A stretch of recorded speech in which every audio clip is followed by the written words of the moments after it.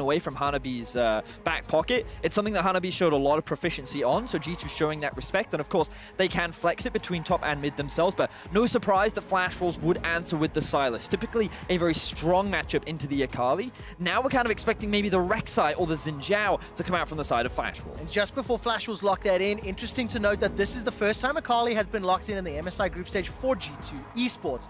We've seen the Sylas, we've seen the Irelia, and there is the Rek'Sai that you were anticipating. Now G2, where do they reveal their next pick? So we're expecting some bottom lane priority for G2. We think that they like to be able to secure a strong matchup and leave the ambiguity of a flex pick open here. We know that they've got terrific Akali players, and whilst we haven't seen it prioritized yet this tournament, I have no doubt that both Wunder and Caps will play this champion to such a high degree. Ooh, they're actually just going to leave the Rise up and go for the Irelia. Now, Wunder was the main Irelia player during the regular season of the LEC, but when we saw it played by Caps yesterday, he didn't have the best of games, but to be fair, against Phong Vu Buffalo, no one on G2 really had a good game. So now they're heading towards that direction. With their 2 solo laners picked up, I wonder if they're going to prioritize jungle or support right now. Yeah, and jungle would make so much sense to me, just because taking a half of a bottom lane isn't really going to protect you any from the draft. You can still be attacked down there. However, if they take away the jungle champion pool, then you can make the solo laners a little bit more of a liability, especially given the fact that Flash Wolves already had theirs available.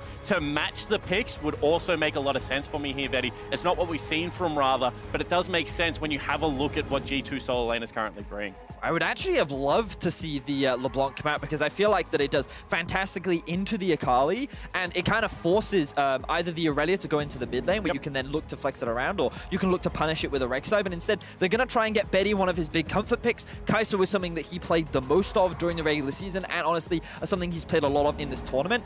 And they're now kind of setting up for either a Kai'Sa Galio or a Kai'Sa Nautilus, both very potent bot lanes for Flash Wolves. And the reason this is easier to do on red side is because they're going to be able to dictate the bans now. Then they will have first pick coming out of this stage of the draft as well. Ultimately means they can leave counter pick or rather down to the very last pick if they wish to hide something as well. I like the adaptations in draft here from Flash Wolves. All right, we're into phase 2. Braum is banned away. Galio was banned during the first phase. Gangplank is now added to the pool as well. Just an interesting tidbit that both Perkz and Wunder have run a unique champion every single game of the group stage thus far. If that Akali ends up in Wunder's hands and we see what Perkz wants to run in the bot lane, there'll be a little shenanigans afoot, and there's a Kalista ban in phase 2. Wanted to tie into your point, Spawn, from earlier, where right now Flash Wolves are very clearly saying we're going for Nautilus. We're going to lock that one in. Your G2, we don't think you're going to have many answers to it, but right now I'm thinking of something like the Morgana. And the fact that G2 have chosen not to ban the Nautilus suggests to me that they must have something prepared, and they're more than fine giving that pick over to Xiaoxing. Especially when we've seen G2 run multiple different kinds of counters. The counter where we're going to try and run something to beat you in lane, or that we're willing to hold up 2v1 in this lane and potentially look to roam around the map. That's the thing that gets fans excited about G2. They don't play the League of Legends necessarily by the similar rules as other teams, and they are willing to flex that.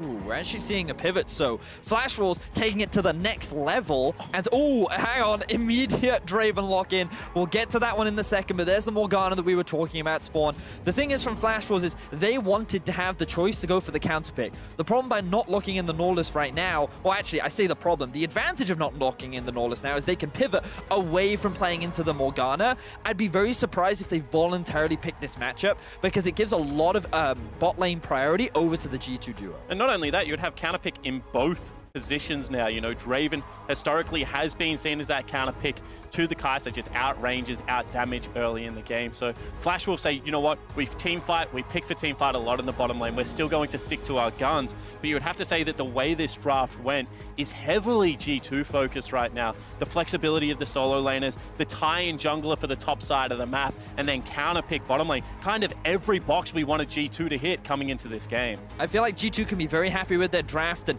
we didn't touch much on the Sejuani, but it does bring that extra engage for the team that has multiple split pushes. So even though Akali and Irelia often work in this 1-3-1, Akali and Irelia often one of the best split pushes at team fighting as well. So you combine that with a Draven with a Black Shield and the Sejuani ultimate, G2 have options to fight around these neutral objectives. In saying that, Flash Wolves is all about the team fight, so I don't expect the collapse to come in. I expect the isolation, the separation play the map, get the experience leads, because we saw against Flash Wolves yesterday, TL kept fighting and they just kept losing against this LMS squad. Oh, it's going to be interesting to see what G2 can put on the board. Perks is his third Draven game this year. He's won one and lost one back in the LEC, but the stakes are significantly higher. If G2 Esports take down Flash Wolves right now, they will guarantee themselves a spot in the best of fives, in the top 4 at MSI going into the semi-finals. G2 Esports, let's find out whether or not they can do it as they take on Flash Wolves here.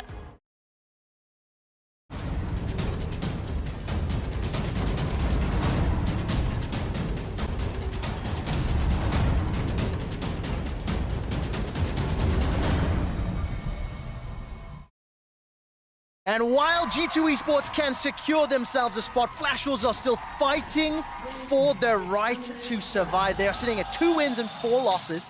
They are tied with Team Liquid behind SK Telecom at 3-3. And if you look at the mini-map, as it stands, Flash Wolves have got themselves grouped up around that banana bush and pushing forward into G2 territory. And you can see the immediately ward drop here from Perks will spot out the invade. On the flip side of the map, Boogie also warded very earlier, then took up the mid lane position. Both teams obviously expecting some level 1 aggression. I thought the Flash Wolves may look to consider trying to split the map, because one thing you've always got to be careful with the Draven Morgana lane is that they get that early gank assist and then suddenly that lane becomes out of control. So by forcing Jankos up towards the top side, yes, it runs the risk of having Radha and Hanabi put behind in the 1 versus 1, but the advantage is the Draven and Morgana are left isolated and they can't play as aggressively as they normally do. And you can see right there that Betty shows himself trying to dissuade any of that aggression and capture drone down into the bottom lane. They obviously do want to protect Boogie's positioning on his first clear. Would not be surprised to see, you know, as you mentioned, the convergence of the jungler around that bottom lane Scuttle Crab and the fight for priority to be very hard. We'll see whether or not any engages come from that Scuttle Crab spawn. I'm taking a look down. Summoner spells, a couple of teleports on both sides of the rift in the solo laners. Conqueror obviously sitting on both sides. Solo laners for G2. And of course the Klepto Draven, something that we have seen a fair amount when Draven is played this year. But also the Exhaust sitting on top of the Morgana as well. Typically, when you're drafting in a Draven lane, the Ignite adds that extra bit of kill pressure. So the Exhaust is saying, you know what, we want that extra bit of survivability, but it's so valuable against Kennen in these team fights. If he's diving onto multiple members, the amount of damage mitigated thanks to that Exhaust can shift a team fight into G2. Especially given the fact that they want to play heavy lane bully. Hook will go wide there from Xiaoxi. You don't have the luxury of running the spellbook right now for Mickey because you want to win the lane. The Guardian's going to be incredibly important. So I do like that he's just committed to that summoner spell for the late game team fight. And this is interesting to me from Flash Wolves because they're converging on the top side of the map as well. Could have been maybe a wave stacking into Hanabi quicker than he would have liked, so therefore Jungler has to path towards it. But Boogie ending up on a side of the map where I would expect Hanabi in the early stages to try and play a little bit safer, given, you know, the synergy between something like a Sejuani or Aurelia Gate. Yeah, I'm actually very surprised because in terms of the pathing, Boogie started on his blue, he then went to red into top... Krugs, that's the Badger. And then, so he actually had no priority over either Scuttle Crab, meaning that he relied on his bot lane to secure it. And if Sejuani had taken that path, then she could have potentially secured bot Scuttle into top as well. So yeah, I feel like it was a bit of a dangerous path, but it does guarantee him level 3. And now he's going to convert it into the Raptors as well. So my assumption here is, given the fact there's a Targons in the bottom lane and maybe a little bit more AoE coming out of something like a Kai'Sa, worried that with, you know, Silas, who we always talk about the push, bottom Crab was going to be off kind of the card. So Wonder fought for priority very nicely. Hanabi didn't want to give the gank over, and that's why, you know, potentially Jankos was looking at the top Crab, and Boogie just backed away completely. And there we go. No shenanigans afoot as Wonder's able to farm up underneath the tower. We'll see what sort of impact this has in the coming minutes, because Mickey and Perks slowly pushing that wave back, but it does meet somewhat in the middle as Boogie has recalled, as has Jankos. They've both picked up those chilling smites and now starting to make their way down towards the relative lanes. Now, I want to draw viewers' attentions to the rune choice coming out from Caps. We've seen a number of Akalis playing mid lane up against Silas, and one of the most common rune choices that you'll see is Fleet Footwork, because when playing up against the Silas, you often lose a lot of early game trades. which means that you want to go for a little bit more sustain, because whenever this happens, you want to be able to fight back, right? So you run the teleport, the fleet footwork, and you just try to get to laning. You're just trying to want to scale up, get that first item. But by going for the Conqueror, this suggests to me that he's looking for those more drawn-out fights and like constantly building up those stacks, hoping that he can out-trade the Sylas later on. I completely agree. I think that this is a side lane rune choice when we have a look at it. I think that if you're running something like the fleet, it's because you're worried about getting through lane. Cap's obviously trusting in his individual skill to be able to do that. We see even further aggression down in this bottom lane.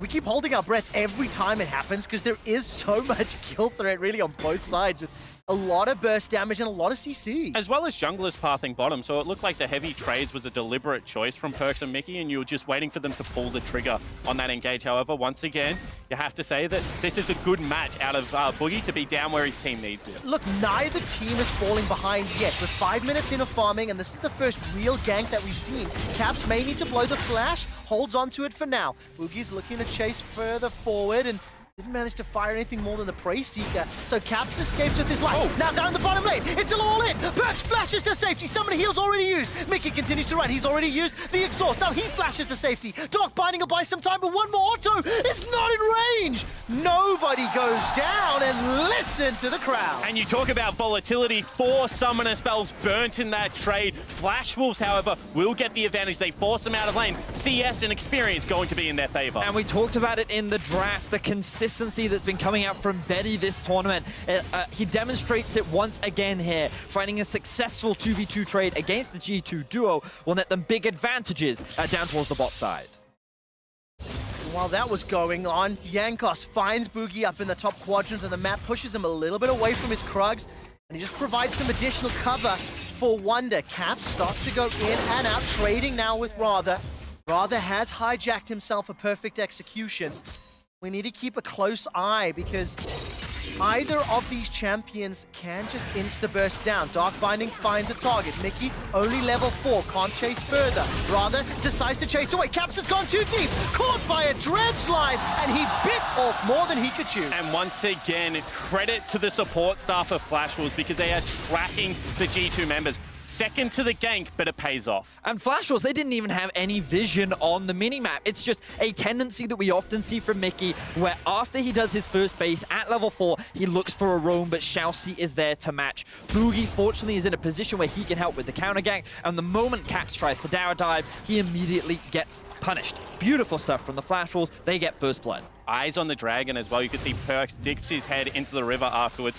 And initially, this looks great from Mickey. It gets the ultimate out. You do have to question the over-aggression. Caps, even if he had have picked up the kill, certainly would have needed to burn a summoner spell at the minimum. Bit a little bit too far. And great execution there from Rather as well, because the moment that Caps was underneath the tower, Rather hits him with the W, gets a huge burst of heal as well. So all that execution damage that's supposed to come out from Akali, it looked like he didn't even do any. So there was no situation where he could trade the 1-for-1, and Rather comes out on top. I feel anxious as a European viewer now when I see Rather's competency on the Sylas. He has been going toe-to-toe with Caps and willing to pick out his fights and trades. And, you know, he's got this advantage with the assist under his belt. And I need to see how this mid lane is going to continue to play out and whether or not Caps can, you know, control himself a little more. And honestly, this ties back in with a bit of a criticism that I've had for G2 over the last few days, which is that their early game seems to have gotten worse from what we saw in day 1 throughout the rest of the tournament. And like, you only have to look at their Phong Vu Buffalo game yesterday to really iterate how poor some of their early game decision making has been. And whether it's due to confidence or whether it's down to poor execution, G2 have fumbled, and it is ways in which teams have found avenues to attack them.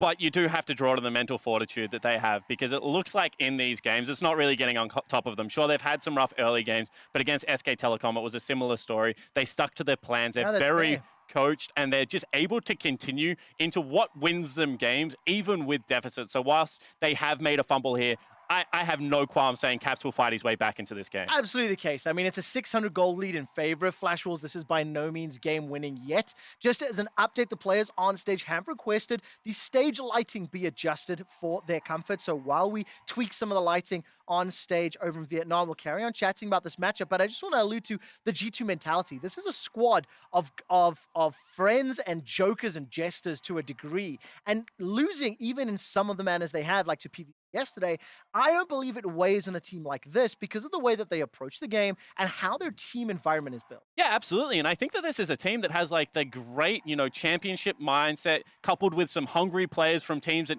didn't necessarily have the success that they wanted on the international stage. Some veterans, some new blood in there as well. They seem to have got that perfect balance of what you need to bring together. And then they're also selfless when they play the game. That's the most impressive thing to me. We talk about these super teams. The fact that everyone can carry on this lineup and they let everyone carry is just so impressive. And there's a lot of similarities when you look over at the Flash Wolf roster, that had to rebuild around Betty, who has been sort of the mainstay carry, but rather, who I was not a huge fan of at the beginning of the group stage. He has won me over. His Orianna play was almost like an assassin in the ways that he was making those shockwaves work, especially against the likes of G2 and Perks.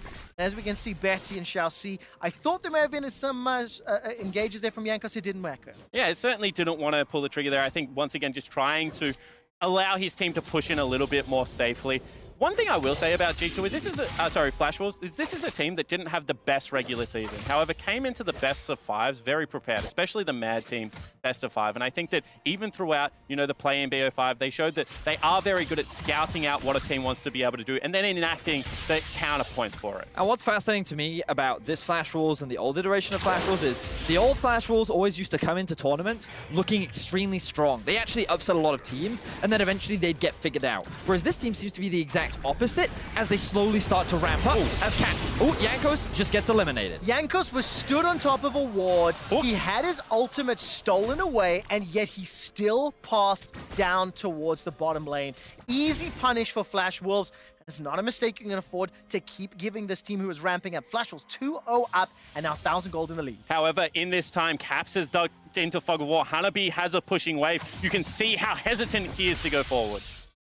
So close. I'm waiting to see whether or not Caps jumps out. The observers have toggled the G2 and Flash Wolves' respective visions. So see, Hanabi wasn't aware. Caps decides not to waste more time. The minion wave is crashing into his tower, and he's gone back. And you can see that potentially right now G2 want to play towards the top side of the map because they've got the two control wards in the bottom side river. This shows me as potentially a hook is on. All right, Dredgeline will find its target. That's an easy stun onto Shao Si, but Mickey's dropped so low. Whirling Death and one more spinning axe allows Perks to pick up the kill. I didn't see what the bonus gold was on the minimap. Rather, had already left lane, and G2 are on the board. Yeah, they certainly are. That's a great gank enacted after, this proper vision set up here for the G2 lineup. All right, another engage in the middle lane as Rather and Caps are trading back and forth. Hijack is on cooldown, so Rather can't get the perfect execution. And G2 Esports, they claw back the gold deficit. So even though we see Flash Wolves being the more proactive team in the early game, punishing the mistakes from G2, the gold is surprisingly even. A lot of it is coming down to the fact that Perks just picked up this massive shutdown on the Draven, and he is now sitting at a healthy amount of gold. He's actually built up a 500 gold lead up against his lane counterpart. But it's fascinating how Rather actually has an XP advantage in the mid lane. Betty XP advantage in the mid lane. Betty is a whole level up over Perks. So, this game is still hilariously close, even though Draven just picked up a massive shutdown goal. And quite an early Ocean Drake picked up in what is becoming a volatile laning phase. Will swing this, I think, a little bit further into the Flash Wolves' favor.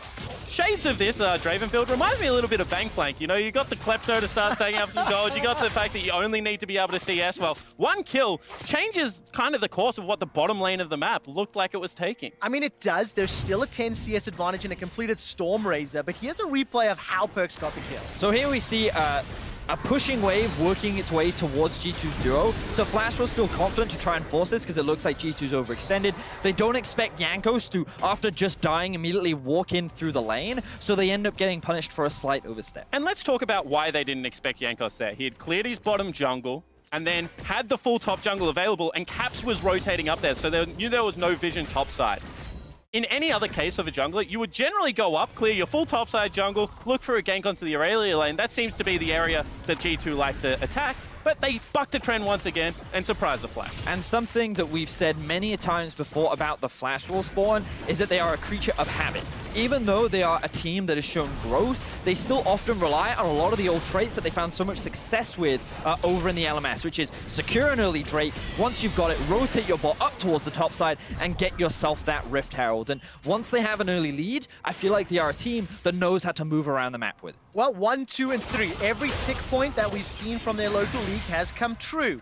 First Drake picked up, first Herald picked up. The duo lane continues to siege and put pressure on the top lane, and Rather has already used that hijack. Jankos sitting with the ultimate available if he wants to jump in.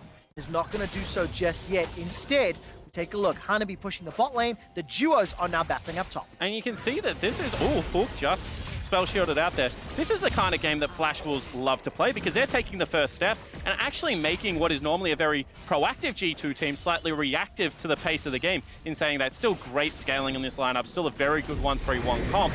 So I feel like Flash Wolves doing the right steps for now, but we'll see whether some of these mistakes that we've seen in their gameplay creep in. Now, Flash Wolves are utilizing this Rift Herald to just invest more gold into Betty. They want to close the gold gap as much as they can between the Kai'Sa and the Draven, and you'll see 320 gold picked, effectively a kill, put into the back pockets of Betty. So that will definitely help him a lot, and while it won't secure a major objective, it just keeps the game relatively even, and now Flash Wolves have gained a slight gold advantage back in their favor. I mean, the gold values are even between those bot laners. You can see Perks and Betty sitting just shy of 5,000 gold. First big items are coming in pretty much across the board. Wits in, sitting for Wonders Aurelia, Proto Belt for Hanabi's Cannon. And Boogie's now making his way into this top lane. No boots, but he's got the Warrior Enchant. I'm looking for the Black Shield if it's available. Gonna throw him down a little bit late. Exhaust is buying some time. Soul Shackles into stopwatch. Whirling Death comes out, and G2 obliterate the first kill. But it's ADC for ADC, as a dash and a pop and a dazzle means that Caps gets on the board. Now Rather's taken down, and Hanabi runs for his life. Mickey with the beautiful Morgana play to set up the 3-man stun to allow the rest of Jankos to get that collapse. Teleports came in from all over the map, but it was G2 that ended up coming out on top. And it was because they arose first, Betty. This is a team that is so quick on the trigger. Just impressive collapse. And that looked like a free gank because the Black Shield, I believe, started on cooldown there. You saw it used in the laning phase. You saw the aggressive posturing. But G2 read the player and able to collapse. Zero hesitation. Everybody threw their champions into the top lane. As you mentioned, that exhaust a few minutes ago, Vedius, coming in crucially to keep Perks alive as it started. Now, Hanabi did not use his flash, and Jankos stood on top of a ward. He's clearing out the ward, rather. Means that Hanabi's not going to get dove, but I held my breath and we can finally see this replay. So Boogie in a great position, he gets a good knockup. The Black Shield comes out late, knowing that, okay, the CC's already been applied, so get what we can, but look at that 3-man stun coming out from Mickey. Sets up for a perfect ultimate from Perks to then follow him from the chain CC from the rest of G2. We don't have time as another fight kicks off. Yes, it does. Mickey finally uses his flash, continues to run for his life, dropped down to 150 HP. Betty's Acathian Rain was unable to pick up the kill, but a 3-man stack for the Flash Wolves should help them secure the first tower of the game. Looking at the minimap, Caps was making his way down, but there's no initiation opportunities yet. I love that Flash Wolves are not slowing down. Throughout this game, Boogie has just been invested in getting this duo ahead. He's found multiple successful ganks, and just there they nearly got another kill onto Mickey. By forcing out his flash and knowing that there was no double teleport on the side of G2, they could secure the first tower of the game, and once again, reclaim that slight gold advantage. And we'll see what they set up for now, because I would expect them to redeploy towards that bottom lane and go for the Dragon. We keep talking about it, a predictable team in the Flash Wolves do like to fight around objectives. You know, the other play I would have liked to have seen is, you know, top turret is a hair's breadth away from being pushed over. It's only going to be an equalizing Ocean Drake, maybe seed, and look to trade for the gold objective. I really want to draw viewers' attention to the minimap right now, because you'll notice how much vision is being invested from both teams. There are wards scattered everywhere, but it's G2 starts off the fight. They are indeed. Caps may already have won the fight before it's even started. Xiaoxi and Betty are just obliterated. Wonder and Caps double team the bottom lane, but now all of a sudden Wonder's in trouble. He gets unburrowed and taken up. A beautiful 3-man stun. gets Wonder to safety. He was looking for the dive onto Hanabi and was unable to find it. Now rather, he's chasing forward and the Dragon's still available. And G2 preying on the tendencies of the Flash Wolves. If we know where the Flash Wolves are going to return, G2 do as well. They set up fantastic vision and win the fight. This is one of those situations where G2, they know what the textbook play is, and they look to ways to just rip those pages apart. Flash Wolves, there was no dance back and forth for the battle of vision. It was just G2 see an opportunity and go. Bedius, you were trying to draw the pages of the textbook, not even anticipating G2's hyper aggro read on the situation. And literally as soon as you started highlighting the vision, G2 pounced on the opportunity. And it's that decision making that is allowing G2 to sit in control of second place right now. Decisive, proactive play in the mid game. And I want to draw attention to the solo laner items of G2 right now. We've got a Wit's End picked up for Wonder, as well as the making of what is going to be the Burning Face Liandry's Torment for Caps. Now, why is that important? Well, double AP solo lanes, so the Wit's End going to shut down both those sides, and then matched with the Conqueror, the ramped damage as Cap stays in combat for longer and longer in this side lane, makes his build less bursty and a lot more, continue to skirmish 1v1. Yeah, and I wonder if this is something that he's just specifically itemized for the Silas, but have a look at this. Cap's just sitting in the fog of war right now, immediately just dives onto Betty and obliterates him. There's no answer. The rest of Flash Wolves are just kind of spaciously moving in towards the Dragon Pit, even though they have no vision. Remember all that vision we were pointing out earlier? They felt like they had a pretty good read on what the situation of G2 was. They were like, oh, they started the Drake. We can start to make our way forward. We can start to set up for this play, but they don't have an opportunity, and G2 just pounce on top of them. And in that replay, we saw the power of that Morgana Black Shield. It did not interrupt Caps despite him getting caught by Nautilus. And remember that Xiaoxi and Flash Wolves still opted into this Nautilus pick even after seeing that Morgana. I want to see whether or not Mickey's Morgana continues to be pivotal. 0-0-5 right now. He is joining the rest of the squad in this upper quadrant, and there's still a Bramble back. Now, the gold is still very even. And we kind of got to remind people of what we talked about in terms of win conditions. Flash Wolves are looking for this big team fight, whereas G2 are going to be looking to play along the side lanes, look for these skirmishes, look to try and find these 2v2s and 3 versus 3s. Things will get a little bit harder for the Flash Wolves once Wonder completes his Trinity Force, and arguably when Caps completes that Liandry's.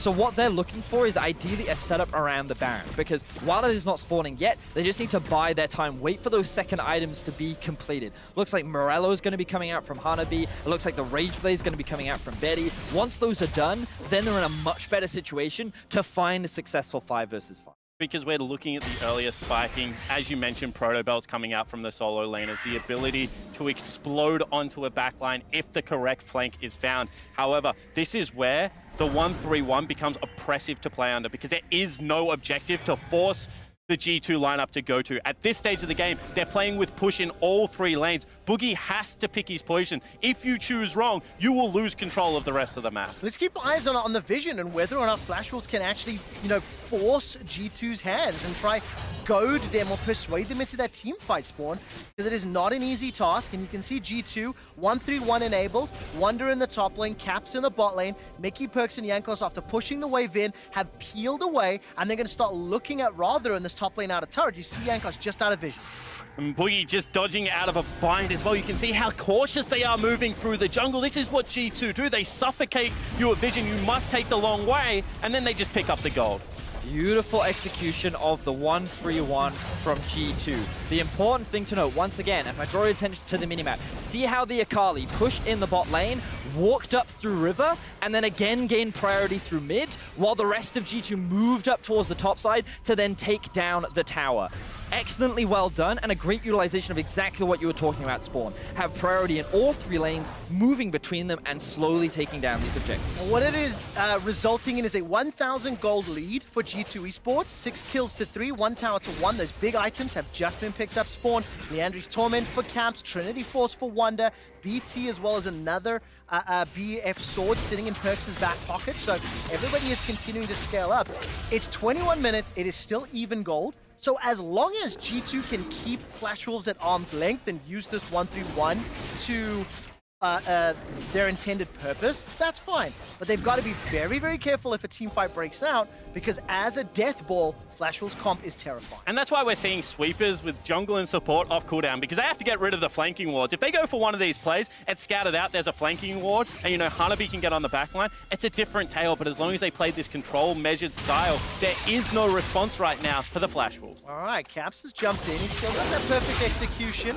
So does Rather now. Gets stolen away, traded, and Caps doesn't even lose 10% of his HP. If LoL Esports Instagram doesn't do a mechanics of that, then I'm going to be disappointed, because that was just flawless. Let's not forget that it was Caps who was finding the solo kill on Jensen in the reverse matchup. The guy demonstrating that with just slight changes in the build path, going for the Conquer, going for the early Leandries, it gives you so much extra dueling power in this 1v1. Beautiful development of the build from Caps. Especially that when you think about it, the ability for Shroud to keep you in combat for longer period of times whilst not being under danger makes the Leandries quite easy to stack up in that regard. And with all of this map pressure, you can see that now it's Flashwell's playing very much on the back foot. Just in the last few moments, all the outer turrets go down, the Cloud Drake goes over to G2. They have control. Spawn, just like that, you blink and it's a 3,000 gold lead. As you mentioned, the towers have fallen, the kill is secured. All right, stun comes out here from Wonder. He's looking for the dash. Vanguard's edge goes out, buying some time. Teleport's starting to be channeled. Flash has already been used. Wonder is shut down, taken down as Caps completes the teleport. Now he's going to make it in range for Mickey. Mickey's going to throw down the black shield, but there was no other support. Perks and Yankos were not there, and it cost a teleport from G2. Now Flash Wars finally find a good punish as Wonder overstays. There was nothing on the rest of the map for G2 to get, but now Xiaoxi might be caught out himself. All right, Caps is looking to burst him down. He's got the black shield on. Flash is available if needed. Whirling Death comes out. Xiaoxi flashes to safety. There goes Caps. Picks it up with a 5-point strike. Now Rather's running for his life. He stole away an ulti, but I didn't quite see what it was. Now there comes the slicing maelstrom. Hanabi stuck in the thick of it. Goes golden thanks to the use of the hourglass. The tower's falling in the back end as now Boogie is trying to zone away. Mickey gets jumped on by Betty. Betty gets one. Now all of a sudden G2 are running for their lives. Teleport being channeled. Can Wonder be the hero? All of a sudden Rather gets another in the back end. That's the Unburrow underneath. Betty chases, turns around, back into Perks. They trade 1-for-1. This is a slaughterhouse with everybody taking one another down, and it's Wonder that closes it out. Wow, what an insane fight between the two teams. Extremely close, but it is G2 that just barely come out on top.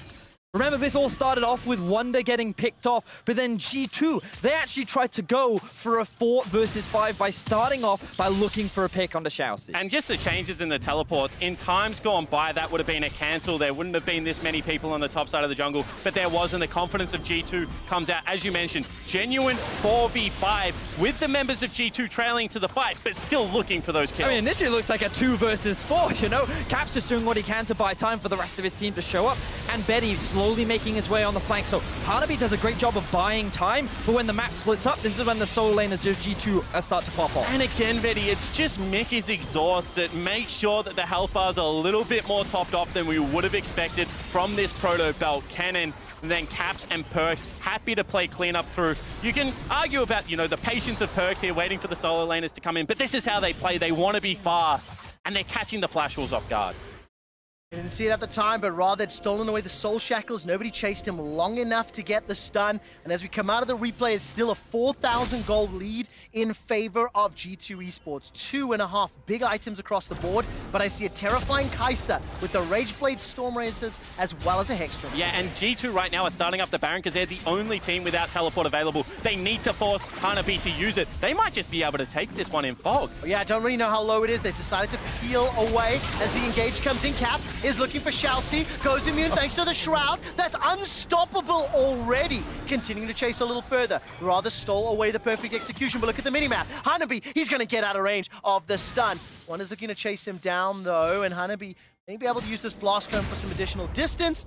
Hops over the wall, but if you look at the minimap, he's starting to be challenged. A teleport just for this? That's fantastic, and he's going to escape, get the Vanguard's edge as well. And G2 get exactly what they want. They get the teleport, but they also pick up a kill. That is just such aggression out of Cap. Can we also just appreciate how disgusting the Morgana-Akali duo is? The black shield onto an Akali that's just running in your face. What can you do about it? Like, there's absolutely no options other than to just sit there and die when you have so much damage on Caps, level 15, 2 major items completed, even picking up the Oblivion Orb as well. Caps is so strong, and every time Flash Wolves try to walk into their own jungle, there's the risk of someone dying. And it's so important to note that Flash Wolves want a team fight. They want a 5v5 sort of front-to-back, head-on style fight.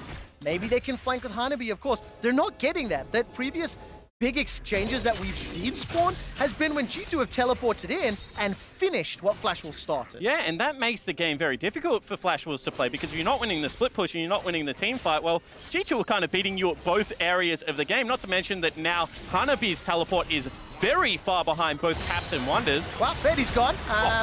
That was just, you know, Jankos hopping over the wall. A little bit of an Arctic assault, and this will open up the tower. G2 Esports, when they have found a kill, many times it has been flawless and clean. Tower number 4 falling in G2's favor. They're now setting their sights on the inhibitor turret. There's simply not enough power to defend. Wonder's going to look for the stun and not find it yet. Where's the rest of the minimap?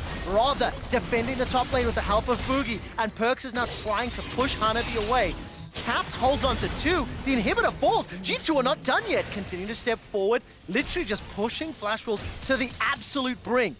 And they go for the pick on top lane. They do try and go for the creative play. There is an Infernal Dragon as well as Baron available.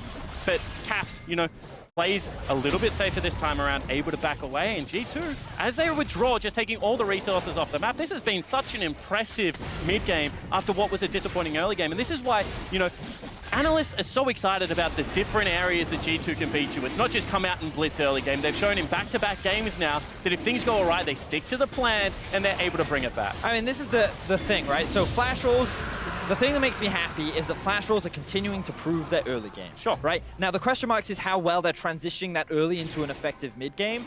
And unfortunately for them, one of G2's biggest strength is their 10 to 25-minute mark, when they complete their first items and they can start moving around the map. And unfortunately, Flash Wolves haven't really been able to set up for a situation where they could get the ideal fight, because again, G2 are just so good at finding those small windows to look for picks, go for skirmishes, and find those small fights. And in so many of the plays so far, it's been that half a second, you know, very confident communication that it has allowed G2 to get the edge. They didn't play this game from an advantage. You know, they were taking 5v5 team fights, so not even necessarily with the better comp. But what they did have is the communication and the confidence to be able to go for their plays and secure it.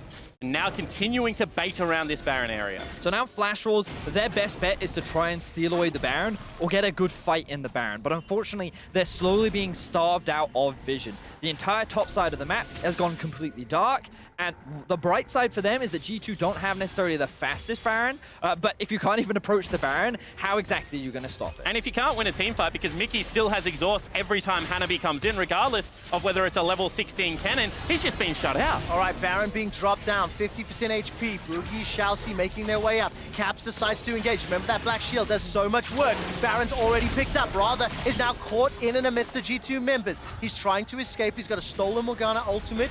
Maybe that will become pivotal, but with Baron and 8,000 gold in the lead, there's a teleport going bot lane. G2 are just going to play the map to perfection. And this is the part of the G2 game that I love to see. When they think that they are minutes away from winning, when they're willing to burn resources to set up the wave exactly how they want them and go for that death punch. It's a beautiful execution on how to push your advantage. They're not going too aggro, they're not taking these risks, and Flash Wolves, the number of options that they have are dwindling. Just as a reminder, of course, G2 win this game, they guarantee themselves a top 4, but their sights are not set on top 4. They're looking for a minimum of top 2. They do not want to be in that 3rd or 4th spot, and if IG wins out, be one of the teams that could be picked.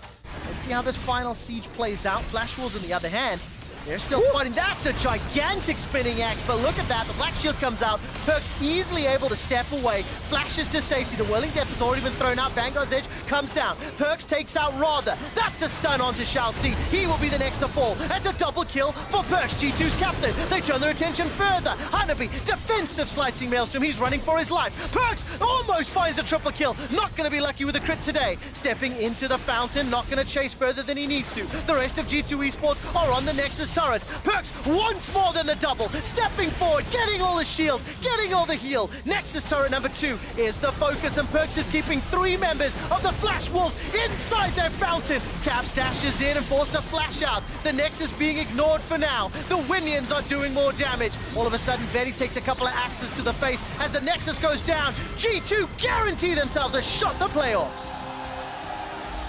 And another decisive victory for G2 Esports. The early game, once again, they just allow it to come to them, explode through the mid game, 1 Baron into end. As soon as this team gets any advantage, they close. Yeah, it certainly was, and the way in which they moved around the map was beautiful. I feel like that they got the kind of draft that they love to play. They had 2 exceptionally strong solo laners. They got themselves a strong 2v2 in the bot side of the map that, while it did struggle at times due to the pressure that Buki was applying, it didn't slow them down at all, and they found a lot of successful plays in the mid game. And this is why I say they're well coached, because I always have questions about what are they trying to achieve? When do they feel like they come online? They've changed the item builds. What does that mean for the game and how it is going to play out?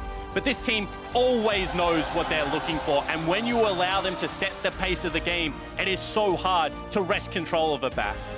And if we kind of look at how the game played out, I don't think this didn't defy expectations, right? If we look at G2 at this tournament right now, they are a top 2 team. It was always going to be an uphill battle for Flash Wolves, but to me, I'm still looking at this as they're showing better and better early games every single time. They're slowly progressing. It's just about translating that early game a lead into a mid-game success. I really agree with that, but I think that's been true for both Flash Wolves and G2. And for G2, they've cleaned up a lot of those mistakes you've seen from previous games in the tournament.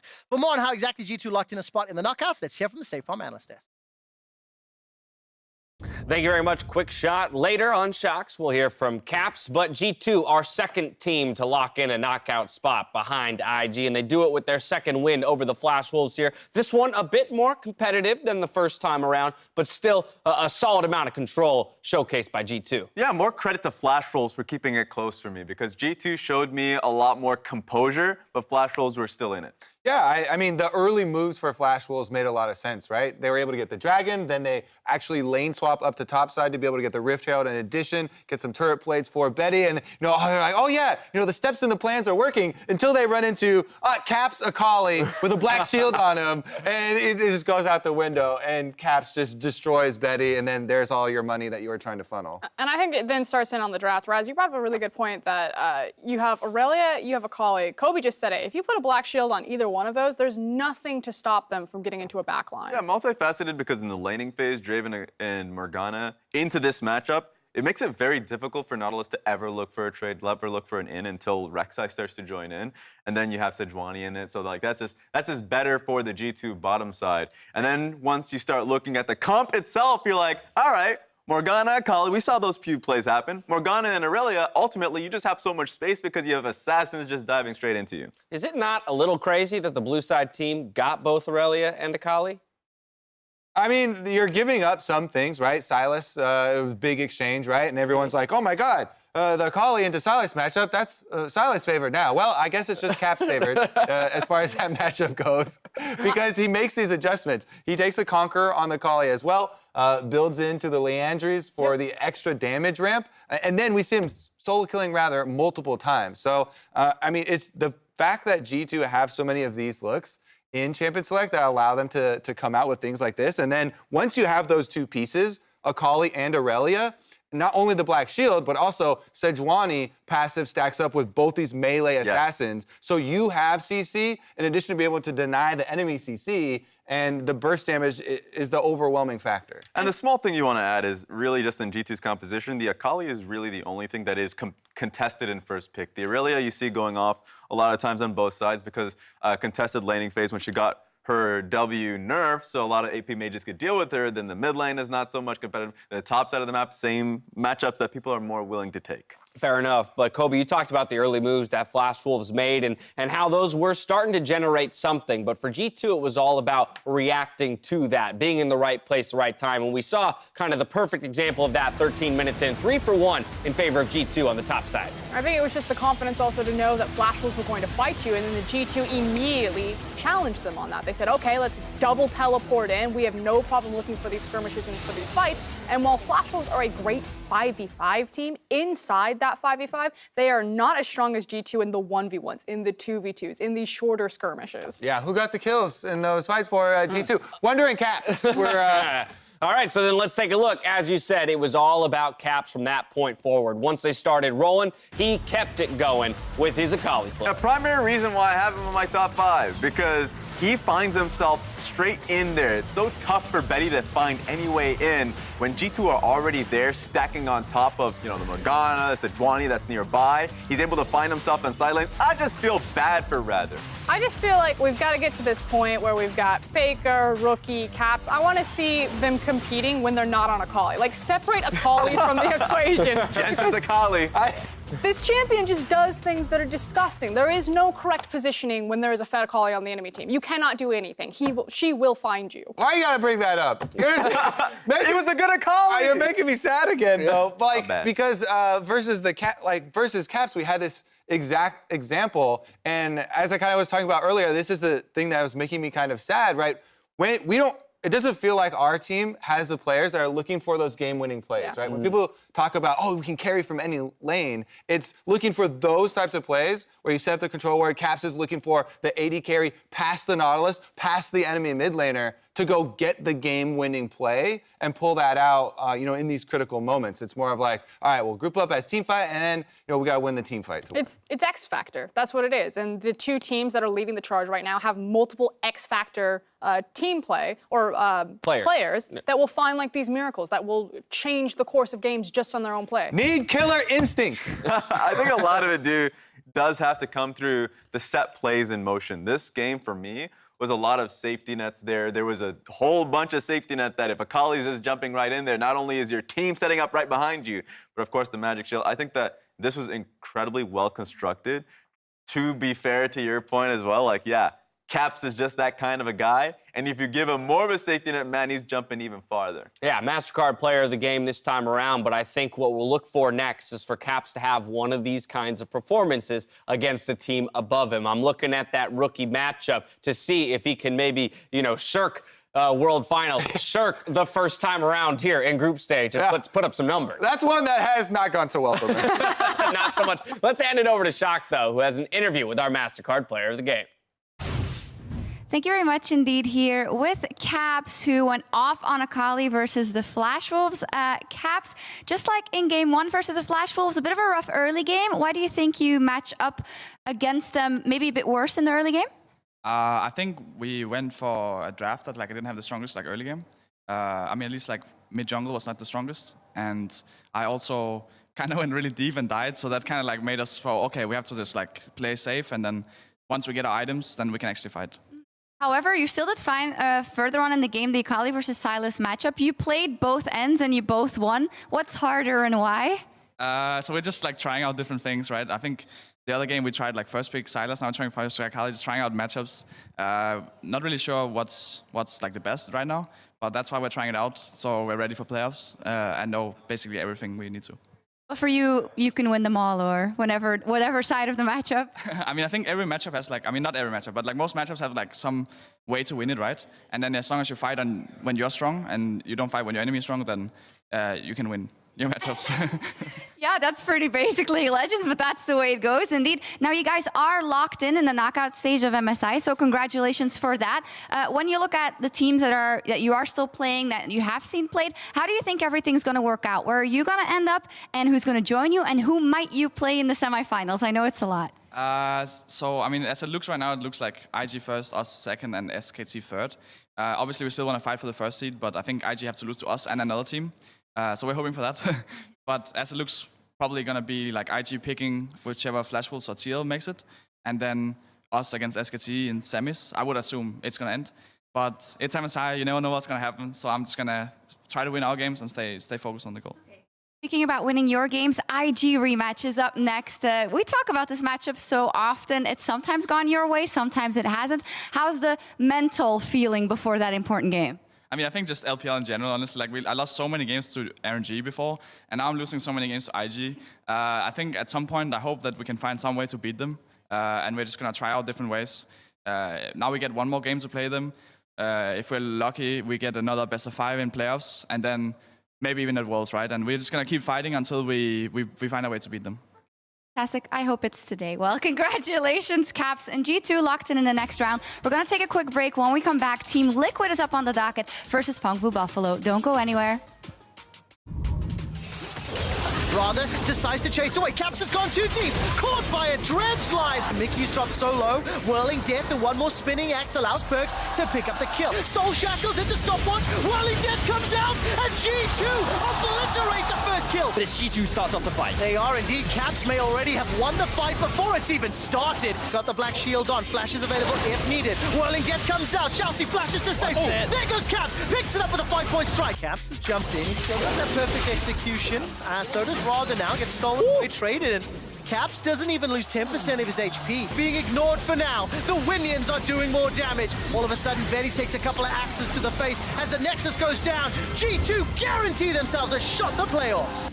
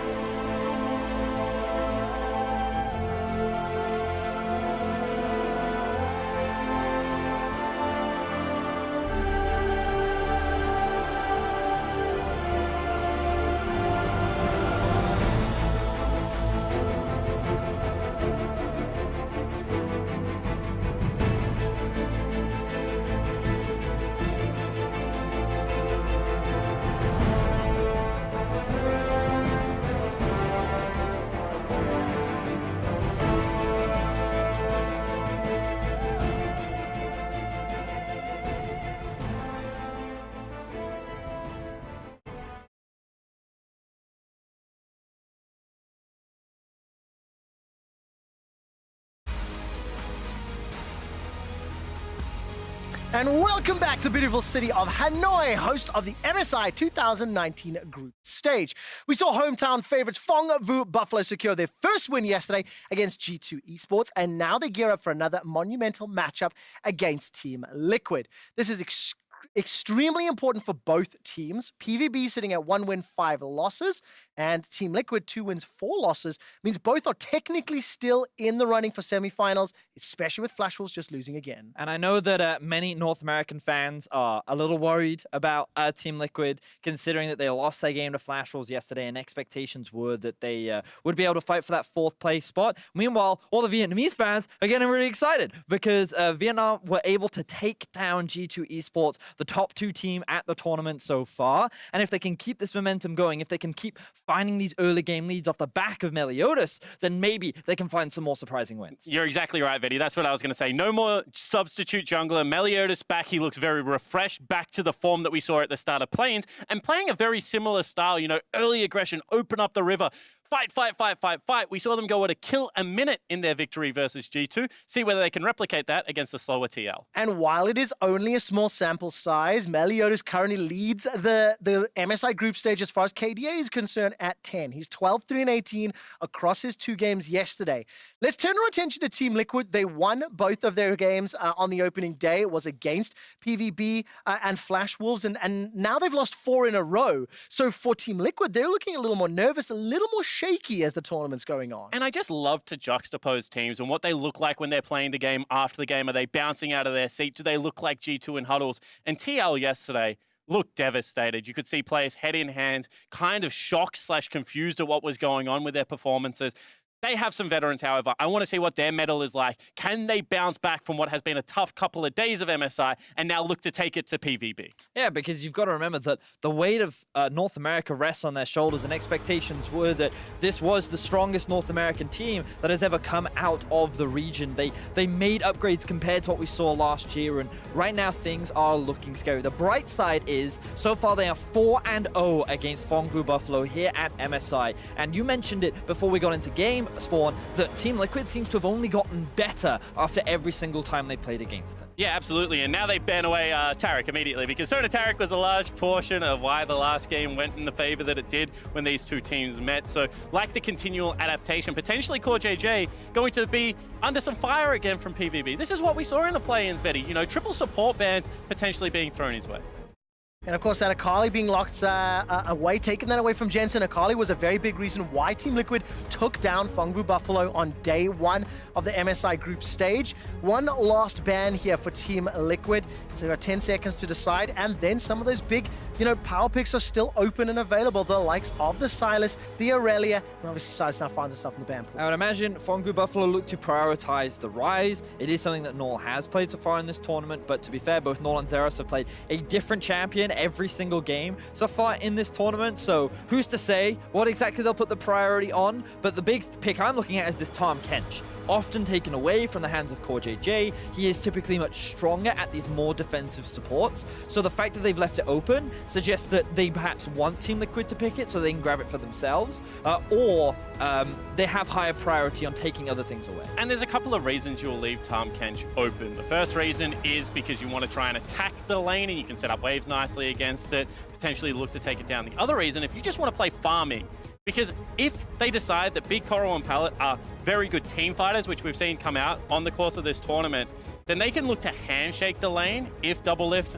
and Core JJ will permit, and maybe look to play around Zeros. Something that we've criticized about PVB is too often they've tried to do both. And when you say handshake the lane, you mean having a neutral lane, not really going to push one direction or the other, being able to sustain through it. It is the TK and Varus that is locked in. It is the Rise secured, so those priority picks are finding their way onto the red. Can we just appreciate right now that Phong Vu Buffalo on the red side have gotten themselves the Jarvan, the Rise, and they've now rounded their pick out with Pallet's #1 support in Galio.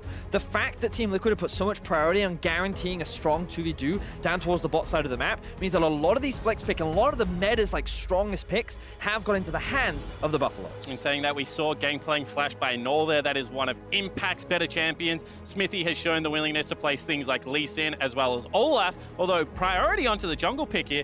does surprise me. You've just not taken a solo laner in what is a solo lane tournament. But this, to me, feels like that Team Liquid are going back to their roots. It's like, Sejuani is one of Xmithie's most well-known junglers. They've guaranteed themselves a bot lane that is extremely strong, fairly safe, and has a lot of versatility. And I think that CoreJJ is one of the best Tahm Kenches at the tournament. So it feels like to me that you talked about their mental fortitude. Coming into today, they're like, you know what? Forget trying to play everyone else's style. Forget trying to do something that we can't do. Let's just stick to what we're good at. And so far, they've got a draft that enables that. And Vedius, just to put some numbers to it, Sejuani for Xmithie, 4 games played this year, 3 of them wins, 75% win ratio. Tahm Kench, CoreJJ, 10 games played, 7 of them wins, 70% win ratio. We're into phase 2. Impact will lose one of his high impact top laners in Gangplank. Really? Kalista is banned away. You're not meant to pick those ones up, young day. And Spawn, what direction are we going to look to for the rest of these bans? Obviously, solo laners being the big ones that TL are going to lose access to. And I wouldn't be surprised to see if they get rid of another champion like an Aatrox that Impact has played. I feel like they want to force him onto the cannon. I feel like this is a Zeros Rise pick into the top lane. You know, look for that counter, look to play through top lane pick. In saying that, I do like what you were mentioning about the Sejuani, because one criticism we've often had about junglers is that they struggle to get in on Galio, at least early, because of the CC setup that it has. With Tahm Kench, they can kind of walk him down a little bit more, a lot of slows. So I think that there are areas to attack in this bottom lane. That would be the bravest blind pick, I think, of MSI. Just a very nice cheeky hover there from Double F. My expectations right now are that they just grab themselves the cat. He locks it in before I get to sound clever. You already talked about it, Spawn. Expectations were that he would go towards the cannon. Yep. Zeros up towards the top side. We're expecting the rise into that matchup. But a part of me just feels like Zeros wants a little bit more of a carry champion. So I still feel like Phong Vu haven't quite locked in their top lane yet. Well, let's see. They've got a couple seconds left to figure it out, with Big Koro having Kalista and Kai'Sa banned against him in phase 2. He's going to dig down the 80 carry pool ever so slightly. Has already played the Xayah, the Lucian this tournament, and will now add Ezreal to the pool as well. Yeah, and I said that they're going to look for a safe bottom lane, right? They're going to look to play around the top side of the map. This draft currently screams it at me. So hard to dive both of these champions. Once again, control pushing mid lane. Finally, this is what Phong Vu Buffalo were known domestically for. I'm excited, especially with Galio Ultimate. They can get multiple members towards the top side of the map. What makes me happy about this from Phong Vu Buffalo is that, do you remember their Flash Wolves game where they had a strong early lead and then it just evolved into team fight, team fight, team fight? Well, this is a great team fight team. You do have the ability to play the 1-4, but Jarvan going in, Galio following up, Shockwave, Ezreal ulti, everything is just speaking wombo combo, which is exactly how Phong Vu have played a lot of their games so far. North American fans and Team Liquid supporters be a little nervous. Nol's Orianna went 5-0-15 against G2 Esports in their one and only win here on the group stages of the main event. Jensen will be running the LeBlanc into it.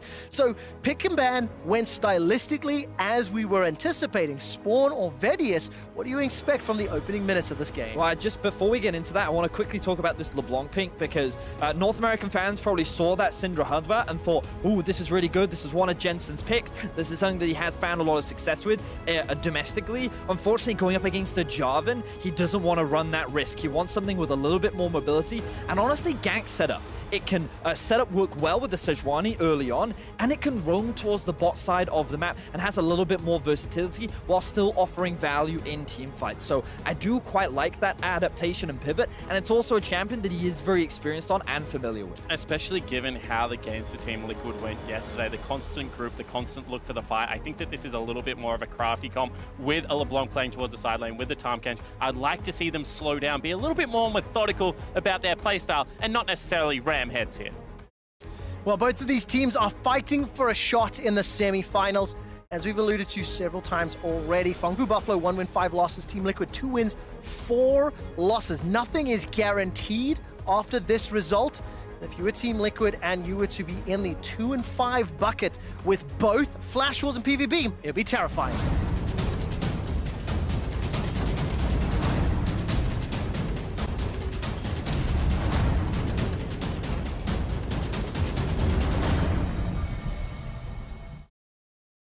And welcome back, Phong Vu Buffalo, champions of the VCS, taking on the North American LCS champions, Team Liquid. And as you mentioned already, Vedius, you're looking at some, you know, a good lane to gank around. Xmithie's going to have options with both Kennen and LeBlanc as and when he decides to engage. You can see Smithy already being kind of spotted up by Meliodas. So we're looking at the runes, we're looking at some of the summoner spells that have been taken. You'll notice that the cleanse is sitting on the Orianna. Just in the same way that we talked about Syndra is a low mobility champion, Orianna is the same way. If a Sejuani ult lands on top of her, then she's in a lot of danger. So by taking the cleanse, it provides an extra bit of safety and is a very intelligent summoner spell to pick up against this particular comp. Yeah, you can see Core JJ grabs himself a Guardian this time around, not going to go with an Aftershock time Kench. But the impact going with Spellbook, once again, is one of those interesting rune choices. Because generally, you run a lane-dominant rune. Either something like a Klepto if you feel like you're going to win the lane heavily, or an Airy if you feel like you need to have the extra damage with things like Scorch in your build. Going with the Spellbook hints to me that Impact thinks this is the survive lane, and Comet being run on the rise, I would expect this lane to be heavily in Zeros' favor. Well, I often feel that because of the short range of Kennen, it can be very difficult for him to trade with the Rise, because every time he approaches, you're just going to get Rune Prison combo down and then force back. So to me, this suggests that he might be looking for an Ignite swap, perhaps after his first teleport back into the lane, and then he can look for a potential kill with Xmithie. And you can already see early on, Rise is commonly taking that W, early damage, early setup, and Impact is just being completely zoned away from the lane. I also wonder if the Summoner Spellbook and Impact and Team Liquid style also benefits them when they are stronger in the later stages of the game. Playing a little bit more in control, a little bit more at arm's reach really of their opponents. Impact right now being pushed in.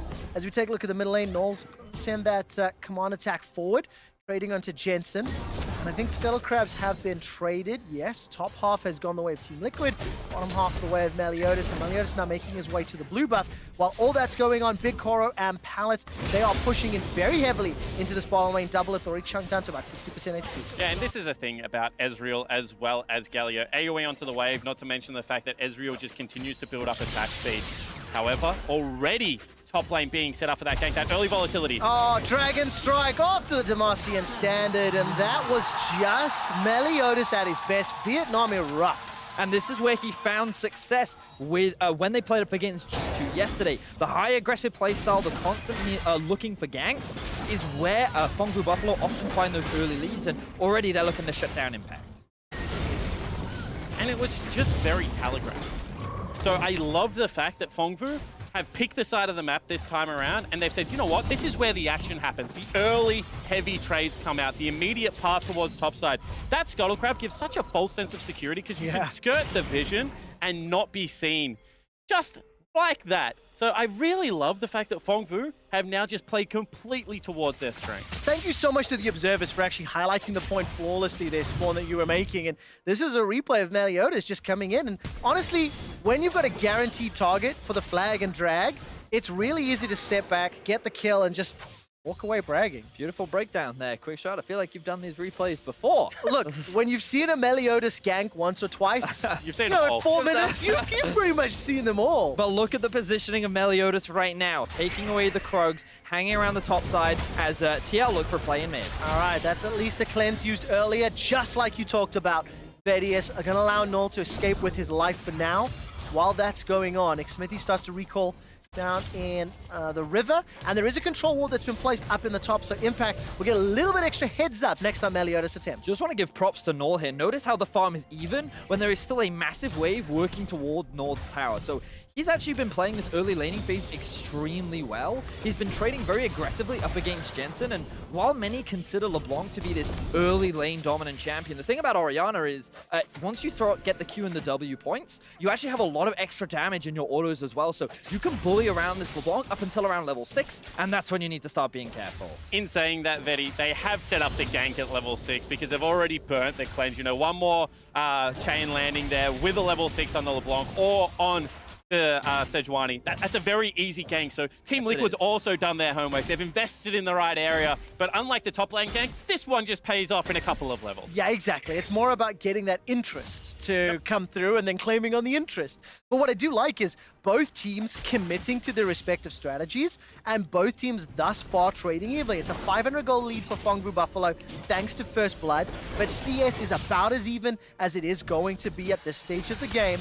And this time around, after that early pressure in bot lane, Doublelift and CoreJJ got a few levels under their belt. They've shoved this wave back, and you can see 42 CS to 40 as far as the ADCs are concerned, and neither has backed yet, both sitting with teleports. Probably important to point out, Klepto is also going to have some added advantages there for the Ezreal. Once again, both lanes just looking to scale up. It is a risky strategy against Team Liquid because we came into this competition and we thought that their bottom lane was going to be pretty dominant, given the fact that it is Doublelift paired with a world champion. Potential gank now. All right, Meliodas once again. I'm looking for the flag and drag. The taunt comes in. That holds CoreJJ in place. The Devour Spit does come out, but Summoner Flash blown by CoreJJ. Oh! What was that damage? Piercing arrow, as well as the tongue lash, and that just absolutely obliterates Pallet. And Phong Vu Buffalo were not expecting that. Nor was I. Doublelift finds himself a counter kill by Mac putting all those points in the queue. The early damage, something you have to respect, and this is why so many people praise CoreJ's Tahm Kench, that extra survivability that it provides to the duo of Doublelift as a play now being set up towards the top. There is no flash on Zeros. Slicing Maelstrom's available for impact. He's got flash up, throws down the stun, throws down the ulti. Smithy's busy tanking up the tower, but there's no follow-up. Jensen wasn't there. Impact's now dropped low. It's a little bit sketchy, but it will finish clean as Jensen secures the kill.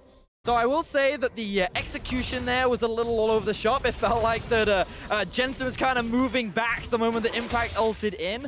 Ultimately, though, Team Liquid, they find themselves the kill. They put Zeros behind. He doesn't have the teleport just as a massive minion wave was bouncing into his tower. And you get a kill onto your LeBlanc. So Team Liquid, very happy right now. Kill in mid, kill in bot. Kind of game plan going the way that they want it. Yeah, and that's the more important angle than the execution, is that the proactivity around the map, you know, unlocking Jensen, getting him out of this. Let's take another look at this, break it down. CoreJJ burns the early summoner spell, and he's willing to keep his Doublelift with everything available. That means Doublelift can play very aggressive. That's going to be 3 Blight blocks plus the W utilized on that Q, and a lot of damage done there, Vetty. Yeah, just a bit.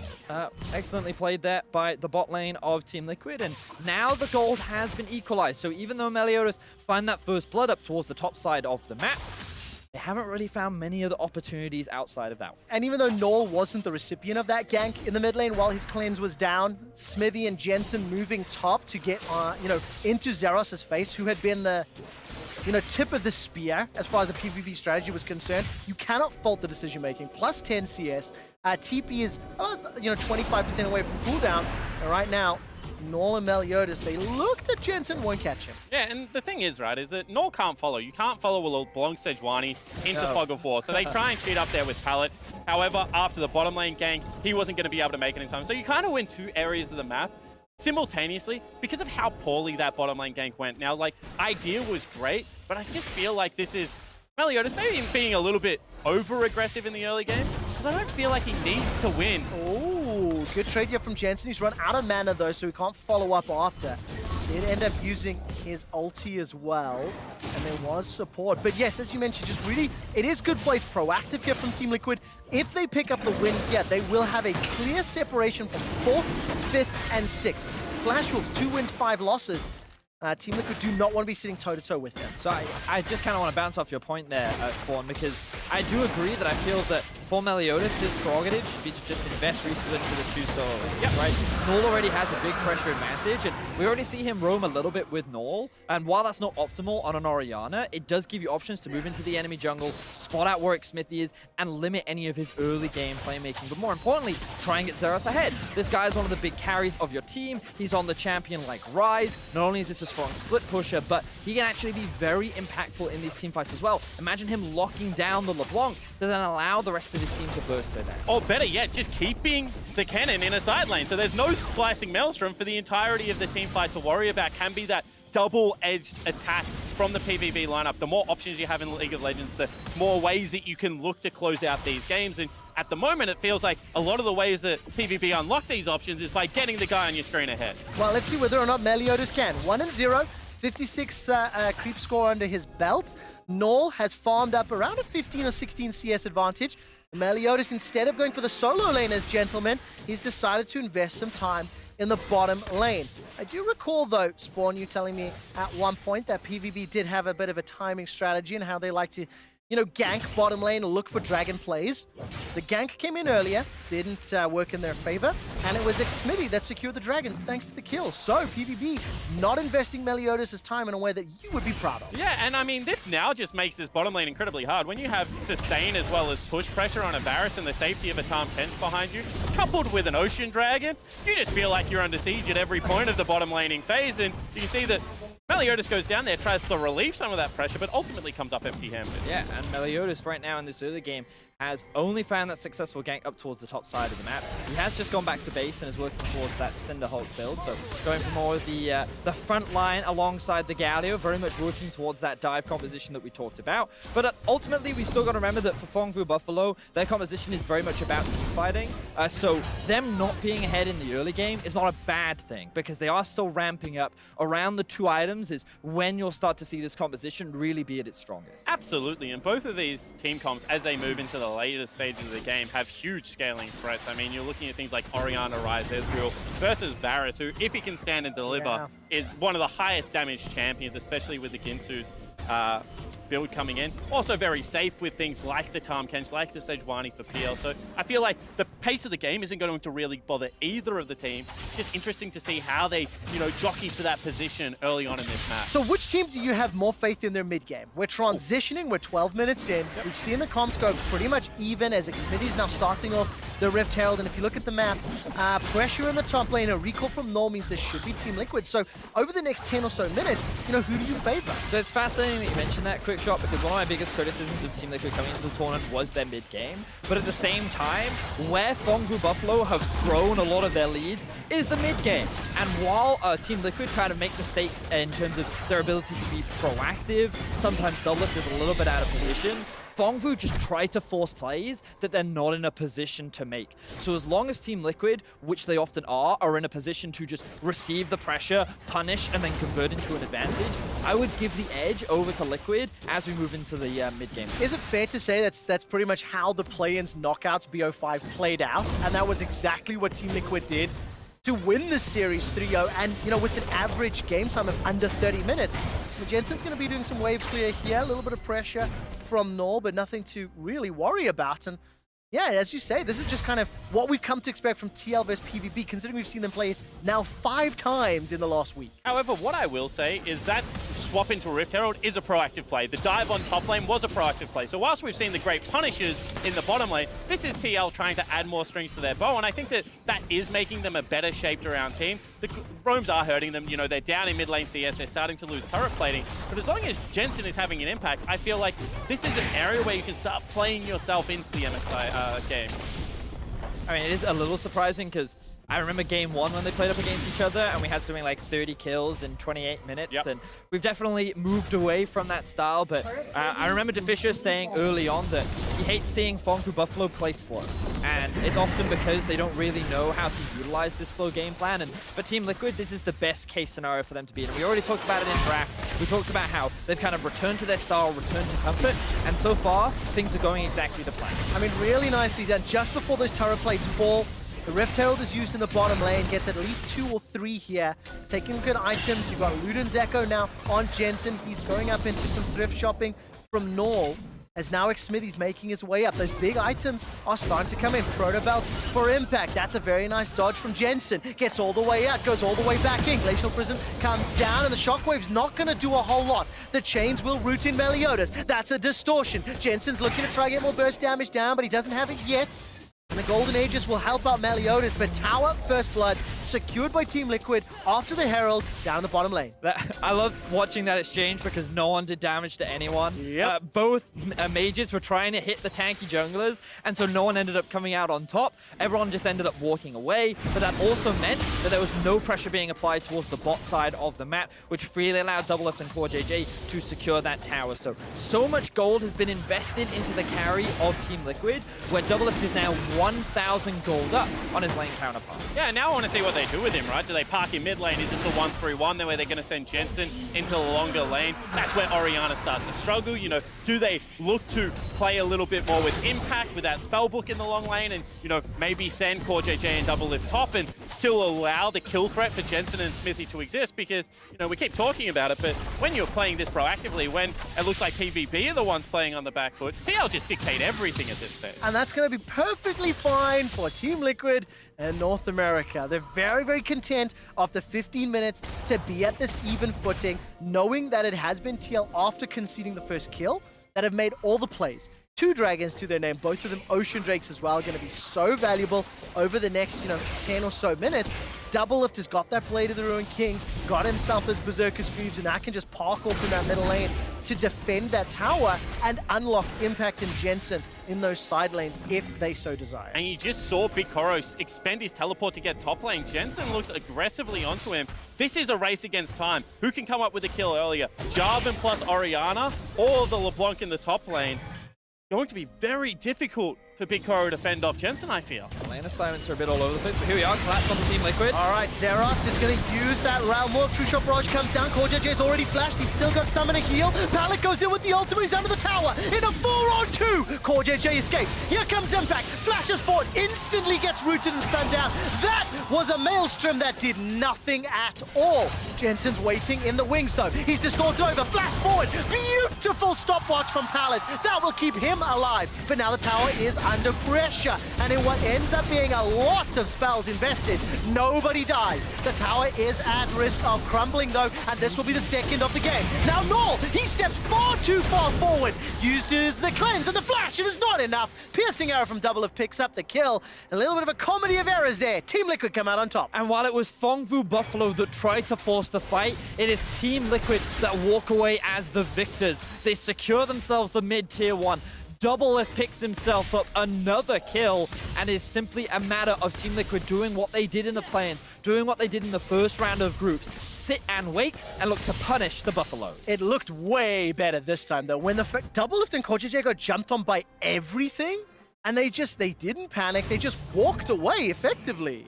And this is the thing, right? As we get ready to check out a cool snipe again, in the race against time, you're never going to bet against PvP. They're just willing to pull the trigger. But as you mentioned, the absorption this time around, the comfort of something like the Charm Ken, just looks like Liquid were prepared for this style of game, and they have been able to eke out those small advantages that are turning into that big snowball. It certainly is, and I loved, as you mentioned, Quickshot, the patient play from the side of Team Liquid. They knew they had the teleport advantage because they just watched Big Koro TP up towards the top side. They had Impact join the fight, and while he couldn't quite land that Maelstrom, he got enough poke and chip damage to force Phong Vu Buffalo out of the fight, which then allowed Team Liquid to say, you know what, we have a numbers advantage. We have a flanking LeBlanc coming in. We can zone them off the tower. At the very least, we can trade a kill for a tower. But then they knew they could go for more, and they never overstepped their bounds. They just played within their limits, and are now escalating that gold lead to 1K. Oh man, Team Liquid, they're just getting more and more comfortable, 1,000 gold like you mentioned, 2 items coming in across the board, but every single thing PvP have done, Team Liquid had an answer for. And, I want to commend the growth that we've seen here from Team Liquid, but as a viewer, I'm a little disappointed. I always like the high tempo PvP games. I think it's where they shine a lot, and now Zeros is going to get stunned up. You cannot escape the Realm Warp when somebody with CC's in your face, and he just concedes another death. This is just all TL, and it feels like it has been for 15 minutes. Yeah, it certainly has. I mean, the opening play was in PvP's favor, Yes. but since then, they've not been really able to find anything they're looking for. And it's not like they don't have the tools. They have the hard force. They have the Orianna that they're able to beat G2 out. This is a composition that they can play fast with, but never had the control that you need to go for those aggressive plays. Now you can see Team Liquid moving towards the bot side of the map, slowly pushing their vision in deeper and deeper. Phong Vu Buffalo looking for a potential fight, but I don't know if they have the confidence to go for the all-in just yet. There's no Glacial Prison from McSmithy. He used that onto Zeros earlier. Here comes the flag and drag. Nobody's knocked into the air. Doublelift is still just sitting on 1.5 items, whereas Big Koro, he's got himself that man immune, he's got the Iceborne Gauntlet. I think Dragon has just about come up, 10 seconds to go. So Team Liquid going to back away. They push some vision in, it's already being cleared. Maybe set up for the Dragon. And whilst you're technically correct that Big Koro's items are 2 items, I kind of feel until the transform comes out from the man immune that it's not really a full item just yet. You know, he's still sitting in a little bit of the trough. The 2 item spike, not what it is until it's able to transform. And because Doublelift's items are just outright, you know, more expensive, not a cause for concern. You know, I talked about this a lot with the Kai'Sa versus the Ezreal, but certainly true for the Varus matchup. Varus is in a situation where he's completely happy. Now with the big objective, we'll see whether Phong Vu try and contest this or just back away. I don't think they need to risk their lives over a Cloud Drake. There are 5 members, all full health. A lot of ultimates are still available for Team Liquid, and I think it would have been a dangerous situation for Phong Vu to play into. The thing you're now looking at for Phong Vu is their ability to teamfight later on into the game. They still have the big wombo combo. There's still scaling aspects that they have as a part of their composition. It's just a matter of, will they ever actually pull the trigger? Because so far, Team Liquid have done a good job of slowly starving their opposition out. They're staying as a 5-man unit whenever Phong Vu could potentially look for a team fight. And I just love the fact that Team Liquid, they're not trying to do something that they've showcased they haven't been great at before. They're not trying to play on multiple lanes. They're just saying, you know what? Let's work together. Let's just play through 2 lanes. Let's just move through the enemy jungle, and we know we can continue to punish the opposition. And the thing is, that actually makes me a little bit nervous as well, because yes, while Team Liquid have had all the answers thus far, it is only 1,500 gold difference. Flash taken here from Big Koro as Jensen jumps all the way in, looking at the minimap. There's more support from Team Liquid coming up. Pallet is in trouble. He may need to use that ultimate to escape. Teleport's coming down, in behind Big Koro. Pallet's already gone down. Big Koro's able to escape away from the chain of corruption, and that's 2 quick kills for Team Liquid. Baron is alive as well if they really wanted to force it, but what direction do they go? Null gets jumped on. This time the slicing Maelstrom will take him down. Null below 60% HP, continues to get chunked out. The Shurikens and the autos coming out. Jensen steps forward. KS impact yells. Chains will not lock down Meliodas, with the rest of Team Liquid peel back for Baron. Beautiful play out of the Team Liquid lineup, utilizing this 1-3-1, attacking the side lane. Impact gets to play. This is a different squad than what we saw yesterday against the Flash Wolves. And once again, you're seeing why CoreJJ is so good at the time. Kench utilizes the ultimate to cut off the escape route of both Big Koro and Pallet. Means that Phong Vu Buffalo is split up across the map. Once again, they failed to find any form of 5v5 fight, and Team Liquid now sitting with the Baron 22 minutes in, looking like a convincing control up against Phong Vu Buffalo. And it feels so bad because I was literally just about to say that in a mostly even footing, in a big 5v5, you know, I'm a little nervous for Team Liquid, because in a straight-up 5v5 with no gold advantage, PvB can win team fights, but now they're down 4,000 gold, they're down Baron. Team Liquid already have a comp that can play multiple lanes, so now it starts to get incredibly difficult, and it all starts from this catch by Jensen and Smith. And what you have to concentrate on is the ability for the Tahm Kench and the Varus to make their way to the play before Orianna can even start moving. So even though this looks like a 2v2, it is a 4v2 in reality. Meliodas can't join here. There's nothing he can do. TL just have the numbers. Honestly, it's just a massive mistake from PvB. They're pushing in a lane with no tower. The top laner doesn't have teleport. The Orianna can't convert. And as you rightly said, there's no way for the jungler to join. So good awareness from Team Liquid, knowing which lane they can attack.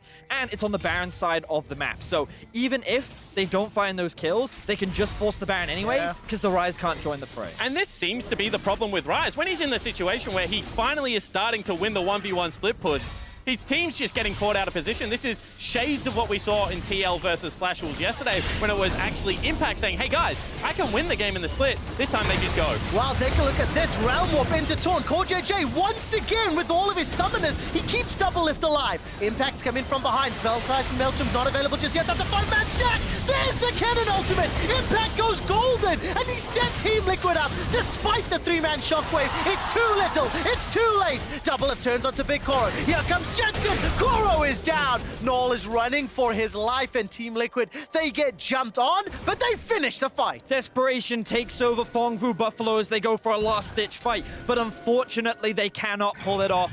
Core JJ with the beautiful execution keeps his AD carry alive, and Team Liquid look for revenge as they shut down Phong Vu Buffalo and look for a 5-0 record over the opposition. And you can see why the priority on the Tahm Kench ban has been there the entire time against Team Liquid. Core JJ looks like a different player on the Toad in the bottom lane. Such an impressive performance. Every time there's a fight, he's just saving someone. Wow, that catfish spawn is definitely helping Team Liquid.